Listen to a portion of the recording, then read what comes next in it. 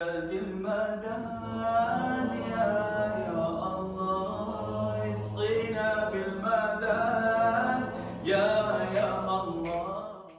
a bit of a simplification, but I'll try to explain what I've seen by way of community transitions.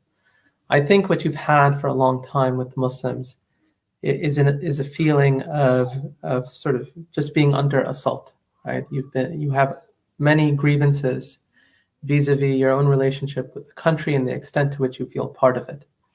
And for a long time after 9/11, you had a bipartisan discourse that routinely ostracized and alienated Muslims and made Muslims feel like they could only belong to this country if they capably and firmly demonstrated their patriotism, right? If you're a patriot, you have to show it, because the default is that as a Muslim, you have conflicting loyalties to this country. And so what we had after 9/11 amongst a lot of Muslim organizations was this very public jingoism, right? And jingoism became part and parcel of American Muslim institutions, where American flags on stage, and you're doing the Pledge of Allegiance, and you're inviting congressmen and showing how we're here and we're not going anywhere else, and you become far more patriotic than even like the average American is, right? Almost cartoonish levels, right? And then I think you had from young Muslims, especially during the Trump administration, but perhaps started during Obama's second term, a sort of rejection of a lot of that discourse, a resentment for that, not only amongst Muslims, but I think amongst a lot of the public. And progressivism emerges out of that womb to a large extent, which is a discourse that looks at American society and Western society and says that America has not reckoned with its history, nor has it taken itself fully to account with the way that it treats marginalized peoples.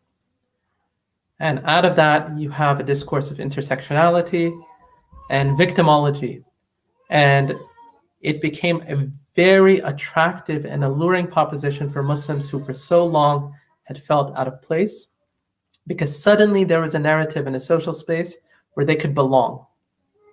Now, just on that note, would you mind elaborating what would you mean by intersectionality and victimology? Broadly, intersectionality is there's a lot of components of it. This idea that I'm comprised of myriad identities, and those identities intersect and they come together to formulate new forms of individual relationships with their society and the oppressions that those relate to. So I'm a brown person, and I'm a woman, and I'm a Muslim, and I'm this, and I'm that, and all these identities come together. It is also this notion that there's an intersecting set of oppressions, and all of those oppressions are being undergirded by the same sort of foundation of hate. So whether it's Islamophobia or homophobia or transphobia or racism and all that, it is a consistent set of factors that we have to collectively argue and fight against, because we are all in a shared cause and in a shared moment. That is the very general high-level narrative.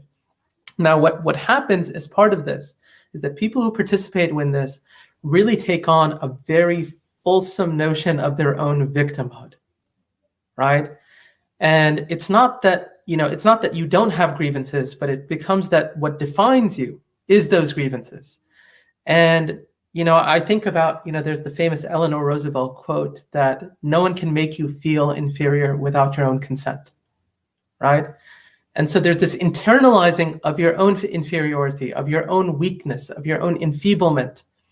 And there's the celebrating of it, of me as a person who is marginalized and dispossessed and powerless. And we're coming together on that basis to just relish and celebrate how oppressed we are, to marinate in the fact that what defines our existence is the fact that we have no means of our own, no agency to act of our own accord, right? This is all we're ever doing. And I think what you have out of a lot of groups, and I think even a lot of Muslims, certainly Muslims that we don't see on social media, is just a resentment of that. Like, the only thing I'm supposed to be is this weak and feeble human being who has no strength of resolve, no conviction, no courage to live, right? People are attracted to strength. And that articulation of individuality is rooted in this sort of fragility, right? This constant sensitivity to my own vulnerability, instead of my strength and my willingness to overcome times of difficulty. And this is where, and I think one of the most obnoxious, this is just one of the most obnoxious things that I see out of this is the instrumentalizing of people like Malcolm X, rahimahullah, and reconfiguring him into a symbol of the vulnerability program, of the victim narrative, and not of the expression of, I am a person who is going to stand for what I believe in, everyone else be damned, right? The acceptability of what I'm saying does not matter to me. Popular acceptance can go wherever it needs to go. What matters to me is that I'm going to stand for what is right. That is what matters to me, right? And I think that there is an opportunity for that in the Muslim community right now, and it is a tremendous vacuum. And I think what you see with Muslims, and many Muslims, is just a growing frustration with this and the way in which it speaks on behalf of us and speaks on behalf of just brown and black people as if they own them, and that all of whatever they pursue as part of the progressive agenda is a de facto expression of what we care about and what our needs are, instead of allowing us to speak for ourselves. And my concern, and I'll just mention this with the Biden administration, is that what you're getting with the Biden administration potentially, and I think that this is perhaps even likely, is a certain types of liberal centrism on the questions of interventionism in the military, because Biden is very much beholden to the military industrial complex, a sort of revival of the old school Wall Street neoliberal capitalism, right? So a retrenchment of what happened there, and a very strong progressive social identity. So he's going to go hard on diversity and, incorporating racial diversification and ethnic. So his administration is going to be a lot more diverse, and it's going to capitulate and pander to the identity politics and go hard left on social issues.